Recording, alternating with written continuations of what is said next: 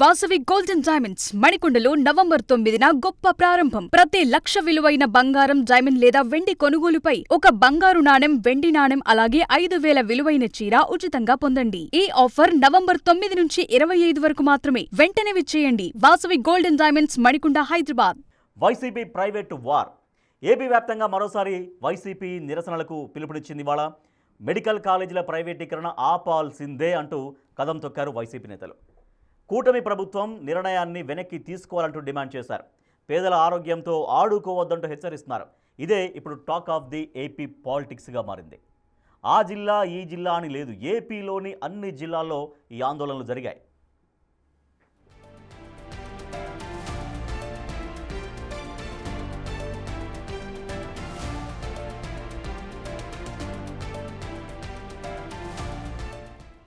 YCP చేపట్టిన ఆందోళనల నేపథ్యంలో పలుచోట్ల ఉద్రిక్త పరిస్థితులు కూడా నెలకొన్నాయి. పలుచోట్ల ర్యాలీలను అడ్డుకునే ప్రయత్నం పోలీసులు చేయడంతో కాకిలకు వైసీపీ కార్యకర్తలకు మధ్య తోపులాటలు జరిగాయి.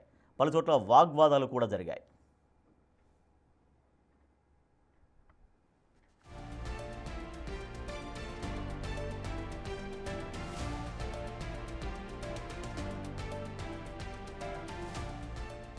అయితే కూటమి నేతల వర్షన్ మాత్రం మరోలా ఉంది. అసలు ఈ ఆందోళనల అవసరం ఏంటనేది వారి ప్రశ్న. అసలు ఇది ప్రైవేటీకరణ కానే కాదని, ఇది పబ్లిక్ ప్రైవేట్ పార్ట్నర్షిప్ అని చెబుతున్నారు. అంతేకాదు, గతంలో ఆరోగ్య శాఖ మంత్రి సత్యకుమార్ జగన్కు రాసిన లేఖను కూడా గుర్తు చేస్తున్నారు. పీపీపీ ప్రైవేటీకరణకు ఈ రెండింటికి తేడా ఉందని, తప్పుడు ప్రచారం ఆపాలి అంటూ గతంలో జగన్కు లేఖ రాశారు మంత్రి సత్యకుమార్. కార్పొరేట్ స్థాయి చికిత్స అందిస్తామని, పీపీపీ కాల పరిమితి 33 ఏళ్లే అంటున్నారు నేతలు. కానీ వైసీపీ మాత్రం ఈ అంశంలో వెనక్కి తగ్గే వరకు ఆందోళనలు విరమించేది లేదు అంటోంది.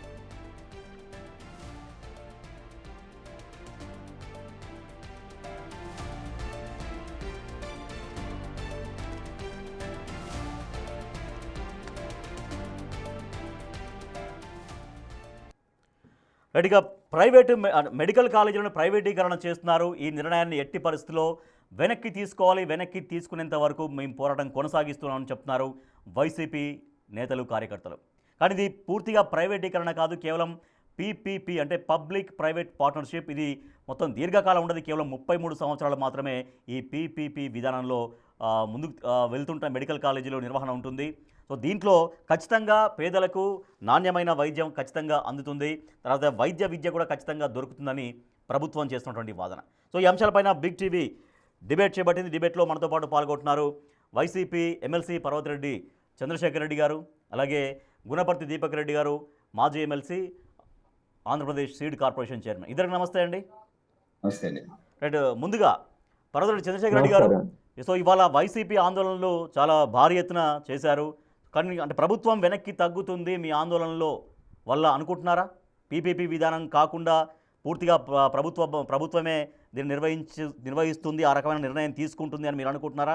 మీ ఆందోళనలు పనిచేస్తాయనుకుంటున్నారా? మొదటిగా అందరికీ కూడా నమస్కారం అండి.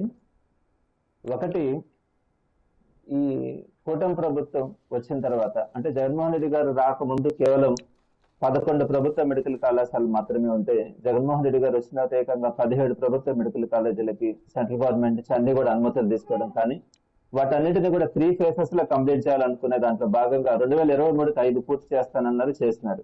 25కి ఇంకొక 5 చేస్తానన్నారు, 26కి 7 చేస్తానని చెప్పినారు. దాని ప్రకారం షెడ్యూల్ వేసుకొని వాటన్నిటి కూడా ఫేస్ వైజ్ గా పూర్తి చేసే క్రమంలో కంప్లీట్ అవుతా ఉన్నాయి. అయితే కూటమి ప్రభుత్వం వచ్చిన తర్వాత ఏదైతే జగన్మోహన్ రెడ్డి గారు హయాంలో 5 కాలేజీలు ప్లస్ ఇంకొకటి కూడా కంప్లీట్ కావడం జరిగింది, 6.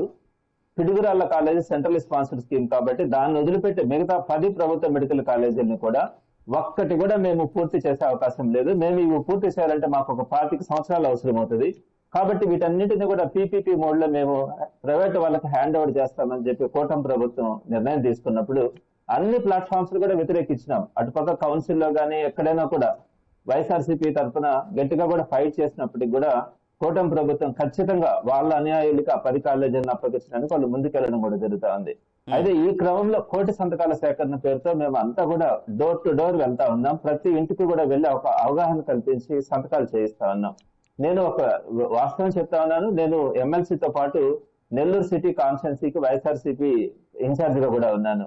మేము డోర్ టు డోర్ వెళ్ళినప్పుడు ఈవెన్ తెలుగుదేశం పార్టీ కార్యకర్తల నాయకులు కూడా ఒక గుడ్ కాస్తే మీరు ఫైట్ చేస్తా ఉన్నారని చెప్పి సంతకాలు పెట్టినటువంటి పరిస్థితి కనబడతా ఉంది. సో ఈ ఉద్యమంతో పాటు ఈ రోజు 175 నియోజకవర్గాల్లో కూడా ర్యాలీలు నిర్వహించి ఆ కన్సర్న్ కలెక్టరేట్స్ లో కానీ ఆర్డీఓ, డిఆర్ఓ, ఎంఆర్ఓ ఆఫీసెస్ లో రిప్రజెంటేషన్స్ ఇచ్చి గవర్నమెంట్ కి మా విజ్ఞాపన పత్రాన్ని పంపించాలన్న ఆలోచనతో ఈ రోజు కార్యక్రమాలు చేస్తే అద్భుతమైనటువంటి స్పందన. మీరు నెల్లూరు నగర నియోజకవర్గంలో కానీ తీసుకుంటే ఈ రోజు కొన్ని వేల మంది రోడ్డు మీదకి వచ్చి ర్యాలీలో పాల్గొన్నారు. కలెక్టరేట్కి వెళ్ళి మేము రిప్రజెంటేషన్ కూడా ఇవ్వడం జరిగింది. అయితే మీరు అన్నట్లుగా ఈ విధంగా ర్యాలీ చేసినంత మాత్రాన, అవగాహన కల్పించినంత మాత్రాన ఇప్పుడున్నటువంటి ఈ కూటమి ప్రభుత్వం ఏదైతే మనం చూస్తా ఉన్నామో వాళ్ళు ఏదైతే అనుకుంటారో ఆ రెడ్ బుక్ రాజ్యాంగం కానీ ఇవన్నీ కూడా వీటన్నింటినీ అమలు చేసే క్రమంలో మేము చేసినంత మాత్రాన ఆగుతారు అన్నది కాదు. కానీ ఈ రోజు మేము ప్రజలకు ఒక అవగాహన తెప్పించగలిగినాం, ప్రజల్లో ఒక చైతన్యవంతులను చేయగలుగుతా ఉన్నాం. అయితే వీటన్నింటినీ కూడా కాదని చెప్పి కనుక కూటమి ప్రభుత్వం కనుక ఈ రోజు ఆ 10 ప్రభుత్వ మెడికల్ కాలేజీని ప్రైవేట్ వ్యక్తులకు కనుక హ్యాండ్ అవుట్ అంటే ప్రభుత్వానికి భారంగా మారుతుందా వాటి మెయింటెనెన్స్? ఆ మెడికల్ కాలేజీల మెయింటెనెన్స్ భారంగా మారి దాంట్లో ప్రైవేట్ పార్ట్నర్షిప్ని ఆహ్వానిస్తున్నారు అనుకుంటున్నారా? ఎందుకోసం మరి ప్రభుత్వం పీపీపీని ఎంచుకుంది అనుకుంటున్నారు మీరు? ఇక్కడ మీరు ఒక విషయాన్ని చూస్తే అది మెయింటెనెన్స్ ప్రాబ్లం కాదు.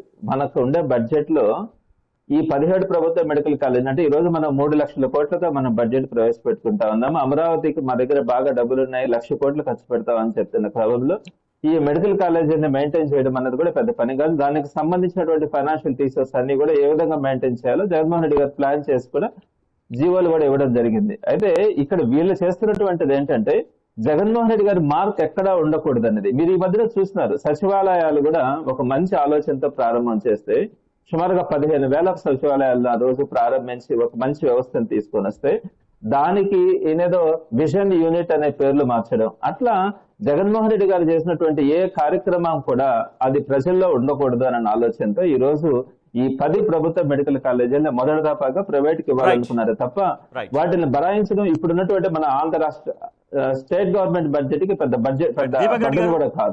జగన్మోహన్ రెడ్డి మార్క్ ఏమీ ఉండొద్దు, ఆయన చేసినటువంటి విధానం ఏది ఉండొద్దు.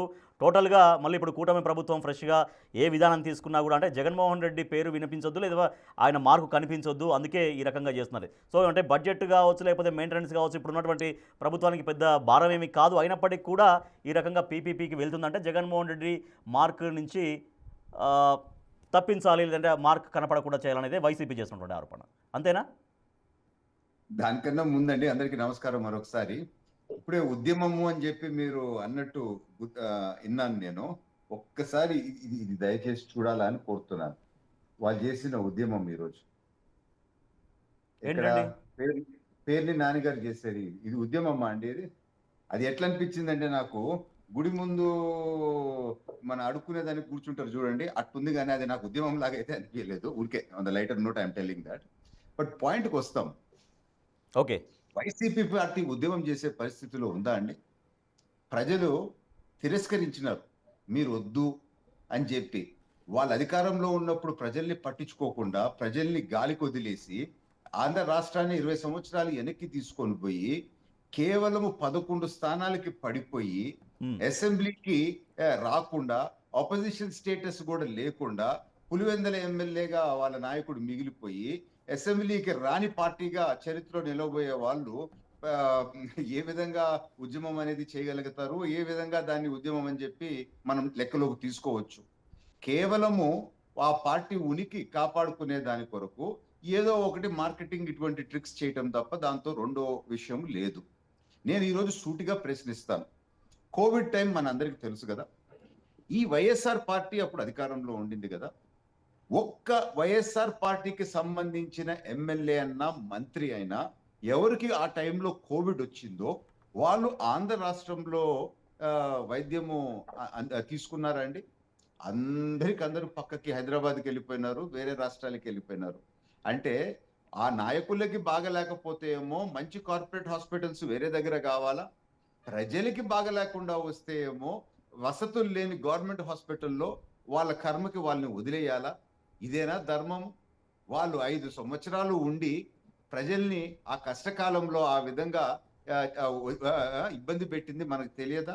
చూడండి, మీరు చెప్తున్నట్టుగా ఇప్పుడు ప్రైవేటు భాగస్వామ్యాన్ని వెల్కమ్ చేయకుండా, ప్రైవేటు భాగస్వామ్యం లేకుండా ప్రభుత్వమే చాలా సమర్థవంతంగా ఆసుపత్రులను నిర్వహించడానికి అవకాశం లేదా? ఎందుకంటే ఇప్పుడు వైసీపీ కనుక ఇప్పుడు అధికారంలోకి వస్తే వాళ్ళు ఖచ్చితంగా పీపీపీకి వెళ్ళే వాళ్ళు కాదేమో అనేటువంటి ఒక చర్చ కూడా సాగుతోంది. కాదండి, నేను సూటిగా ప్రశ్నిస్తున్నాను. గత 5 సంవత్సరాల క్రితం వాళ్ళే కదా అధికారంలో ఉండేది 5 సంవత్సరాలు. ఎందుకు ప్రభుత్వ హాస్పిటల్లో పారాసెటమాల్ టాబ్లెట్స్ లేవు, కనీసం దూది లేదు, కరెంట్ లేకుండా మన సెల్ ఫోన్ లైట్ తో ఆపరేషన్ చేసింది దృశ్యాలు బయటకు వచ్చినాయి. 20 మంది ఆక్సిజన్ సిలిండర్ లేకుండా చనిపోయిన పరిస్థితులు వచ్చినాయి. ఇటువంటి మేనేజ్మెంట్ వాళ్ళు ఎట్లా చేసినారండి గతంలో? ఇప్పుడు మనం ఏమంటున్నాము అనంటే, వాళ్ళు చేసే దుష్ప్రచారం వాస్తవము కాదు, ఏదో ప్రైవేట్ వాళ్ళకి కట్టబెడుతున్నాము అని చెప్పి కేవలము రాజకీయ లబ్ధి కొరకు వాళ్ళు దుష్ప్రచారం చేస్తున్నారు. కానీ ఈ పీపీపీ విధానము ఏంది అని అంటే ప్రో పువర్ పాలసీ, అంటే పేదవాళ్ళకి అనుకూలంగా ఒక కొత్త పాలసీ తీసుకొని వచ్చినాము. వాళ్ళ టైంలోనే ఈ 17 హాస్పిటల్స్ కేంద్ర ప్రభుత్వము కేటాయించింది. వీళ్ళ ఘనత ఏమి లేదు. మోదీ గారు ఆల్ ఓవర్ ఇండియా మనం ఇంక్రీజ్ చేయాలి మెడికల్ సీట్స్ అని చెప్పి ఇవ్వటం జరిగింది. సో వాళ్ళు ఉన్న 5 సంవత్సరాలు కేవలము 1400 కోట్లు ఖర్చు పెట్టినారు. ఎంత కావాలా? 8500 కోట్లు కావాల్సి వస్తే 1400 కోట్లు ఖర్చు పెట్టినారు. 1400 కోట్లలో 1 రూపాయి కూడా ఆంధ్ర రాష్ట్ర నిధుల నుంచి కాదండి, కేంద్ర ప్రభుత్వం ఇచ్చిన నిధుల నుంచి.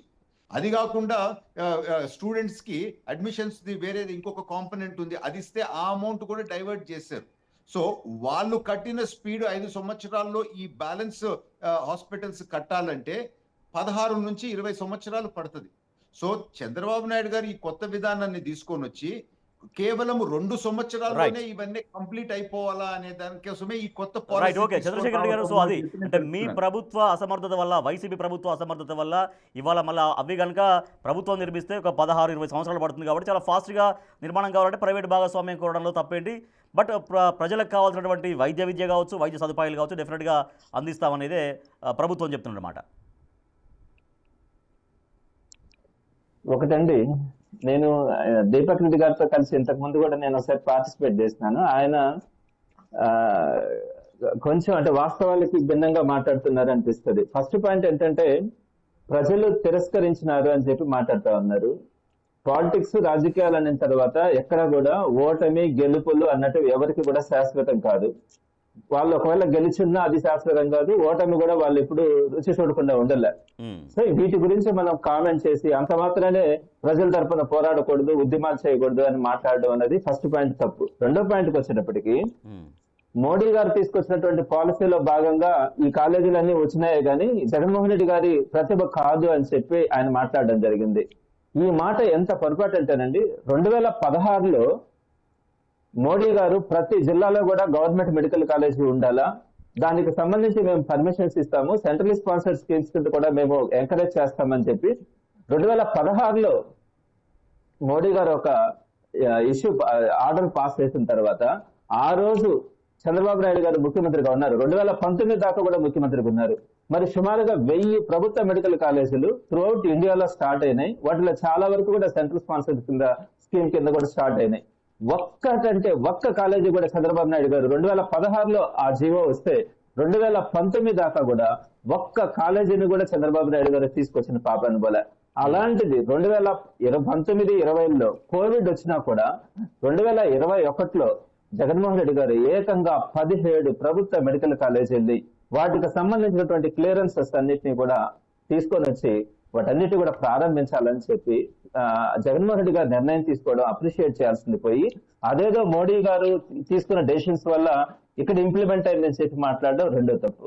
ఇకపోతే మూడో దగ్గరకు వచ్చేటప్పటికి మొత్తం 17 ప్రభుత్వ మెడికల్ కాలేజీల్ని 3 ఫేసెస్ లో కంప్లీట్ చేస్తానని జగన్మోహన్ రెడ్డి గారు చెప్పారు. ఒకటి 2023లో 5 కాలేజీల్ని, 2025లో 5 కాలేజీల్ని, 2026లో 7 కాలేజీల్ని కంప్లీట్ చేస్తానని చెప్పిన మాట ప్రకారం 2023లో 5 కాలేజీలను కంప్లీట్ చేసి అనుకున్న దానికంటే కూడా అడ్వాన్స్డ్ గా ఇంకొక 2 కాలేజీల్లో కూడా పూర్తి చేసి ప్రజలకు ఇచ్చినటువంటి ఘనత జగన్మోహన్ రెడ్డి గారిది. మీకు ఇంకొక విషయం కూడా చెప్తా ఉన్నాను, 44,000 ప్రభుత్వ స్కూల్స్ ని 3 ఫేసెస్ లో నేను అన్నిటి కూడా రెనోవేట్ చేస్తానని చెప్పి ప్రతి స్కూల్ ని కూడా ఈ రోజు అద్భుతంగా మార్చినటువంటి ఘనత జగన్మోహన్ రెడ్డి గారిది. అలానే ఈ 17 ప్రభుత్వ మెడికల్ కాలేజీలను కూడా 3 phases లో కంప్లీట్ చేస్తానని చెప్పి అనుకున్నట్టుగా కంప్లీట్ చేసినటువంటి ఫస్ట్ ఫేజ్ లో. ఇకపోతే సెకండ్ ఫేజ్ లో 2025లో పూర్తి కావాలా, 26లో మిగతా 5 కూడా పూర్తి కావాలా. ఈ 10 ప్రభుత్వ మెడికల్ కాలేజీని వీళ్ళు పూర్తి చేయడానికి మాకు 25 సంవత్సరాలు పడుతుంది అని చెప్తే సుమారుగా దానికి ఎంత బ్యాలెన్స్ ఉంటుందండి? సుమారుగా 5,000 కోట్ల రూపాయలు సరిపోతుంది. ఈ 5,000 కోట్ల రూపాయల బ్యాలెన్స్ కి సంబంధించి మీరు ఈ 1 సంవత్సరం కూడా పూర్తి చేయబల్లా. ఇంకా 4 సంవత్సరాలు ఉంది కదా, సంవత్సరానికి ఒక 1,000 కోట్లు లేదా 1,200 కోట్ల రూపాయలు ఖర్చు పెట్టలేదా? సో వీటన్నిటిని కూడా పూర్తి చేసే క్రమంలో ప్రభుత్వానికి ఏం స్వార్థం ఉంటుంది అనుకుంటున్నారు భరత్ రెడ్డి గారు? అంటే ప్రభుత్వానికి ఏం స్వార్థం ఉంటుంది దీంట్లో? పీపీపీకి వెళ్ళడం వల్ల ప్రభుత్వానికి వచ్చినటువంటి లాభం కానీ స్వార్థం కానీ ఏముంటుంది దీంట్లో? దీనికి సంబంధించి నేను 3 పాయింట్స్ చెప్తానండి. ఫస్ట్ పాయింట్ ఏంటంటే జగన్మోహన్ రెడ్డి గారు తీసుకొచ్చినటువంటి ఈ అద్భుతమైనటువంటి మార్పు కానీ ఈ గవర్నమెంట్ వ్యవస్థని ఇంత రెనోవేట్ చేయడం అనేది వాళ్ళకి నచ్చదు. ఎప్పుడు కూడా అంటే యూనివర్సిటీస్ విషయంలో కూడా చూసుకోండి, ఆంధ్ర రాష్ట్రంలో 6 యూనివర్సిటీస్ మాత్రమే గవర్నమెంట్ సెక్టర్ లో ఉంటే ప్రభుత్వం అంటే ఒక్కటి కూడా చంద్రబాబు నాయుడు గారు స్టార్ట్ చేసిందిలే. వైఎస్ రాజశేఖర రెడ్డి గారు 11 యూనివర్సిటీలు స్టార్ట్ చేసి జగన్మోహన్ రెడ్డి గారు 4 నేను ఒక నిమిషం కంప్లీట్ చేస్తాను. అట్లా జగన్మోహన్ రెడ్డి ఒక్క పాయింట్ కంక్లూడ్ చేస్తాను. జగన్మోహన్ రెడ్డి గారు ప్రారంభించినటువంటి ఈ కాలేజీలు గవర్నమెంట్ వ్యవస్థలో ఉంటే జగన్మోహన్ రెడ్డి గారికి క్రెడిట్ పోద్దన్నది ఒకటి. రెండవది వాళ్ళ అనుయాయులకి ఏదైతే వాళ్ళకి సంబంధించినటువంటి ఎమ్మెల్యేలు మంత్రులు అందరికీ కూడా ఈ గవర్నమెంట్ మెడికల్ కాలేజెస్ ని హ్యాండ్ ఓవర్ చేయడానికి చేస్తున్నటువంటి ప్రయత్నమే. సో ఇవి కేవలం గవర్నమెంట్ రన్ చేయలేక కూడా కాదు. సో ఈ కారణాల వల్ల వాళ్ళు ఈ రోజు ప్రైవేట్ కి ఇవ్వాలని చెప్పిన నిర్ణయం కూడా తీసుకోవడం జరిగిందండి. దీపక్ రెడ్డి గారు, వైఎస్ఆర్ పార్టీకి ఒక పెట్ నేమ్ కూడా ఉందండి, ఎప్పుడు సత్యాలు నిజాలు చెప్పని పార్టీ అని చెప్పి. ఇప్పుడు చంద్రబాబు నాయుడు గారి టైంలో ఏమీ లేదు అని అన్నారు కదా, నా దగ్గర ఒరిజినల్ ఫిగర్స్ ఉన్నాయి. 2019 కి total medical colleges both private and government 29 running in the state. తర్వాత నిమ్స్ కట్టింది ఎవరు, స్విమ్స్ కట్టింది ఎవరు, బర్డ్స్ కట్టింది ఎవరు, ఎయిమ్స్ కట్టింది ఎవరు? ఎయిమ్స్ కంప్లీట్ చేసి చంద్రబాబు నాయుడు గారు కనీసము జగన్మోహన్ రెడ్డి గారు దానికి ఒక వాటర్ పైప్ లైన్ కూడా ఇవ్వలేని పరిస్థితి అని చెప్పి నేను తెలుపుకుంటున్నాను. వాళ్ళ టైంలో వచ్చిన 5 కాలేజీల్లో ప్రోరేటా మీరు చెక్ చేస్తే దాదాపు 1,060 సీట్స్ రావాల్సి ఉంది, కేవలం 307 సీట్స్ వచ్చినాయి. అదే మన నేబరింగ్ స్టేట్స్ లో 2,000 to 4,000 సీట్స్ వేరే స్టేట్స్ లో పెరిగినాయి. ఎందుకు ప్రోరేటా తగ్గింది అంటే మీరు దాన్ని ఎక్స్ప్లెయిన్ చేయగలుగుతారా? రెండోది, మీరు జగన్మోహన్ రెడ్డి గారి టైంలో మీరు చూస్తే ఒక కొత్త 3 జియోస్ తీసుకొని వచ్చినారండి, 107, 108 and 133 జియో. దాంతో ఏమేం చేశారంటే 35% సెల్ఫ్ ఫైనాన్స్ కింద 12 లక్షలు కట్టుకునే విధంగా అండ్ 15% ఎన్ఆర్ఐ కోటా కింద 20 లక్షలు కొట్టే విధంగా 50% అట బ్లాక్ చేసేస్తారు. అదే గతంలో చంద్రబాబు నాయుడు గారి టైంలో కేవలం 15,000 రూపాయలు కట్టుంటే పేదలు చదువుకునే విధానం ఉంది. అంటే ఈ అసలు పేదలకి దూరం చేసింది ఈ వైఎస్ఆర్ పార్టీనే గతంలో అని చెప్పి నేను తెలుపుకుంటున్నాను. ఎందుకు ఇటువంటి సిస్టమ్ తీసుకొని వచ్చే ముందు ఇంకొకటి చెప్తాను. ఇప్పుడు దాకా మేము ఏమో చేసామంటున్నారు కదా, నేను సూటిగా ప్రశ్నిస్తున్నాను. నర్సీపట్నంలో 500 కోట్లు కావాల్సి వస్తే మీ టైంలో కేవలం 11 కోట్లు ఎందుకు ఖర్చు పెట్టినారు? బ్యాలెన్స్ ఎందుకు పెట్టలేదు? అదే విధంగా పార్వతీపురంలో 600 కోట్లు కావాల్సి వస్తే దానికి టెండర్లు పిలిచి ఎందుకు మీరు కనీసం పని కూడా మొదలు పెట్టలేదు? విజయనగరం హాస్పిటల్ కి 500 కోట్లు కావాల్సి వస్తే కేవలం 84 కోట్లు ఎందుకు ఖర్చు పెట్టినారు? వీటికి ఎక్స్ప్లెయిన్ చేయగలుగుతారా? ఎందుకు ఈ కొత్త విధానం మనం తెస్తా ఉన్నాము అని అంటే సూటిగా చెప్తున్నాం, వీళ్ళు కట్టిన స్పీడ్ లో హాస్పిటల్స్ కడితే 15 నుంచి 20 సంవత్సరాలు పడతాయి. వారు చెప్పారు ఇప్పుడు జగన్మోహన్ రెడ్డి మళ్ళీ అధికారంలోకి వస్తే పలానా సంవత్సరానికి ఇన్ని కాలేజీ కంప్లీట్ చేయాలి, పలానా సంవత్సరానికి ఇన్ని కాలేజీ కంప్లీట్ చేయాలి, వాళ్ళకి ఒక దాని ఏమంటారు ఒక ప్రణాళిక ఉంది అని చెప్తున్నారు. సో అదే ప్రణాళిక ఏదో మీరే అవలంబించి కంప్లీట్ చేస్తే కూడా బాగుండేది కదా. నేను మాత్రము ఈ జోక్ ఆఫ్ ది సెంచరీ లాగా భావిస్తాను, జగన్మోహన్ రెడ్డి మళ్ళా అధికారంకి వస్తే అని చెప్పి. సో అది వచ్చేది లేదు, అది అయ్యేది లేదు. Thank you for that wonderful joke. అది వదిలిపెట్టేస్తాం, మన వాస్తవాలకు వస్తాము. జగన్మోహన్ రెడ్డి అధికారంలోకి వచ్చేది లేదు. ఆ చెంచల్గూడ జైలు ఒక పక్కన, రాజమండ్రి జైలు ఒక పక్కన రా అని పిలుస్తా ఉంది. అది మనం వదిలేద్దాం, పాయింట్కి వద్దామండి. ఇక్కడ వైఎస్ఆర్ పార్టీ విధానంలోకి మనం పోతే కేవలం 500 సీట్లు పెరుగుతాయి. అదే ఇప్పుడు టీడీపీ అమలు పరిచే విధానానికి పోతే 1700 సీట్ల నుంచి దాదాపు 2500 సీట్స్ కి పెరగద్ది. అదే వైఎస్ఆర్ టైంలో 1451 కోట్లు కేంద్ర ప్రభుత్వ నిధులు ఖర్చు పెడితే ఈ 18 నెలల్లో ఆల్రెడీ 782 కోట్లు మేము ఖర్చు పెట్టడం జరిగింది. అదే మీరు చూస్తే పేదలకి వచ్చే సీట్స్ 213 వైసీపీ విధానంలో వస్తే మా విధానంలో 850 పేదలకి వస్తుంది. అదే వైసీపీ విధానంలో సూపర్ స్పెషాలిటీ ఫెసిలిటీస్ లేవు, కానీ మేము సూపర్ స్పెషాలిటీ ఫెసిలిటీస్ కలిగించి మన వాళ్ళు హైదరాబాద్కు పోనీయకుండా ఇక్కడే సూపర్ స్పెషాలిటీ డాక్టర్స్ ని మేము కలిగిస్తాము. వైసీపీ టైంలో యూనివర్సల్ హెల్త్ లేదు, ఇప్పుడు మేము యూనివర్సల్ హెల్త్ పాలసీ తీసుకొని వచ్చి పేద ప్రజలకి క్యాష్లెస్ ఫెసిలిటీ కలిగించబోతున్నాము. సో ఇదే విధంగా హాస్పిటల్స్ కూడా 500 కెపాసిటీ హాస్పిటల్ ఉంటే ఇప్పుడు మేము 1500 కెపాసిటీకి తీసుకోబోతున్నాము. క్లియర్ గా వైసీపీకి చెప్పే పాలసీకి మా పాలసీకి తేడాలు మేము ఇది చెప్తున్నాము. ఈ వాస్తవాల్ని వైసీపీకి సంబంధించిన ఆ నాయకుడు దీన్ని కౌంటర్ చేయగలుగుతారా? సో వాస్తవాల్ని చంద్రశేఖర్ రెడ్డి గారు కేవలం రాజకీయ లబ్ధి పొందాలని చెప్పి ప్రయత్నించడము సరైంది కాదు, ప్రజల్ని తప్పుదో పట్టించడం సరైంది కాదు అని చెప్పి మాత్రం ఎమ్మెల్సీ గారు చంద్రశేఖర్ రెడ్డి గారు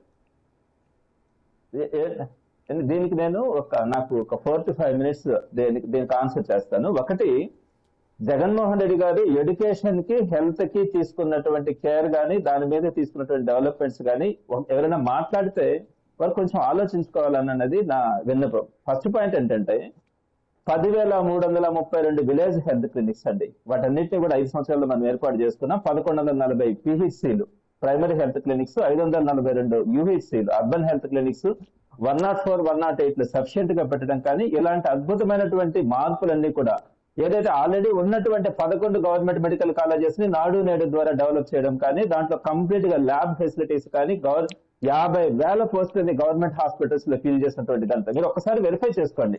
ఊరికనే అర్థంగా మాట్లాడడం కాదు, కానీ ఒక్క గవర్నమెంట్ హాస్పిటల్లో కూడా స్టాఫ్ ఇన్సఫిషియెంట్ గా ఉండడం కానీ అలానే ఏదైనా మెడికల్ ఫెసిలిటీస్ కానీ ల్యాబ్ ఫెసిలిటీస్ కానీ ఎక్కడ కూడా ఇన్సఫిషియెంట్ గా లేకుండా అద్భుతంగా చేస్తున్నారు. దీంట్లో ఎవరైనా కనుక మాట్లాడితే అది పొరపాటు అని అంటాను. తర్వాత రెండో పాయింట్కి వచ్చేటప్పటికి వీళ్ళు ఇందాక చెప్పినటువంటిది ఈ జగన్మోహన్ రెడ్డి గారు తీసుకొచ్చినటువంటి ఈ గవర్నమెంట్ మెడికల్ కాలేజెస్ లో 35% మేనేజ్మెంట్ కోటా సీట్స్ తీసుకొని వాటిలో 12 లక్షలు 20 లక్షలు ఫీజులు పెట్టినారని చెప్పి చెప్తా ఉన్నారు. జగన్మోహన్ రెడ్డి గారు ఒక మంచి విషయంతో వెళ్ళారండి. ఫస్ట్ పాయింట్, ఏదైతే ఆయన ఒక 3 phases లో కంప్లీట్ చేయాలనుకున్నారో ఆ ప్రకారం కంప్లీట్ వస్తా ఉన్నాయి. ఈ 35% ని ఆయన ఆ కాలేజీ మెయింటెనెన్స్ కోసం 65% ఫ్రీ సీట్స్ పెట్టి 35% లో 12 lakhs 20 lakhs ఆయన ఫీజులు పెట్టినాడు. ఎందుకంటే ఆ గవర్నమెంట్ మెడికల్ కాలేజీలు రన్ కావడానికి.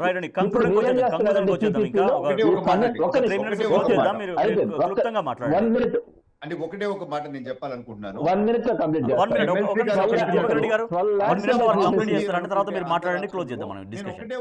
ఒకటే ఒక ప్రశ్న చాలా అమాయకంగా అడగాలనుకుంటున్నాను. మీరు ఇంత అద్భుతమైన సర్వీస్ మీరు ఇచ్చుండుంటే ఆంధ్ర రాష్ట్రంలో కోవిడ్ వచ్చినప్పుడు ఒక్క ఎమ్మెల్యే ఒక్క మంత్రి కూడా ఈ ఆంధ్ర రాష్ట్రంలో ఉండే హాస్పిటల్స్ లో ట్రీట్మెంట్ తీసుకోకుండా అందరూ వేరే రాష్ట్రాలకు వెళ్ళిపోయి పాపం ప్రజల్ని వాళ్ళ కర్మకి వాళ్ళని ఎందుకు ఇక్కడ వదిలేసినారండి? దానికి మీరు జవాబు చెప్పగలుగుతారా? అండ్ చివరిగా మీరు నీతి ఆయోగ్ రిపోర్ట్ లో మీరు చెక్ చేస్తే గత తెలుగుదేశం ప్రభుత్వం ఉన్నప్పుడు 4th place లో ఆంధ్ర రాష్ట్రం ఉండింది, మీ టైంలో 10th place పడిపోయింది. ఎందుకు పడిపోయిందో మీరు చెప్పగలుగుతారా అండి? పక్క రాష్ట్రాల్లో ఎక్కువ సీట్లు ఎందుకు వచ్చినాయి, మనకి తక్కువ సీట్ల అలొకేషన్ ఎందుకు వచ్చిందో మీరు చెప్పగలుగుతారా అండి?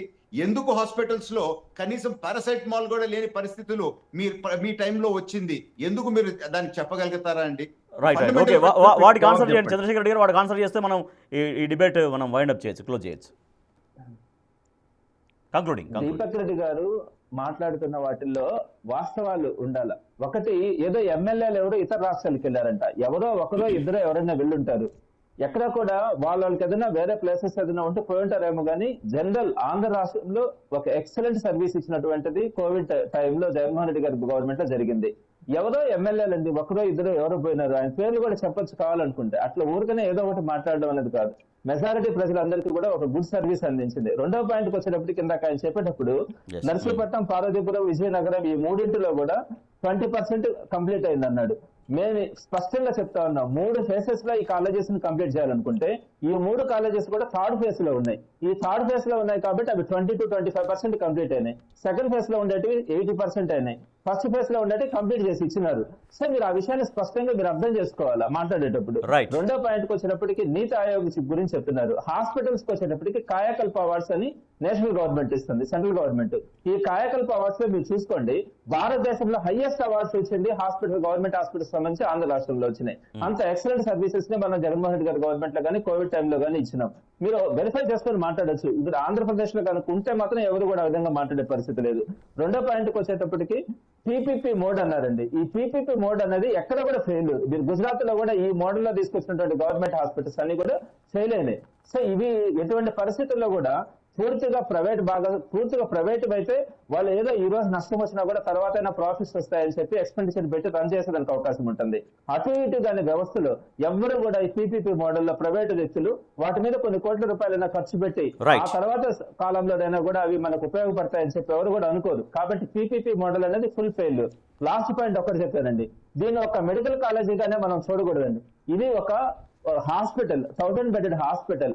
దాంట్లో ఫ్రీ ఓపీ కానీ కంప్లీట్ గా కూడా ఒక హాస్పిటల్ అనేది ఒక వ్యవస్థ లాంటిది.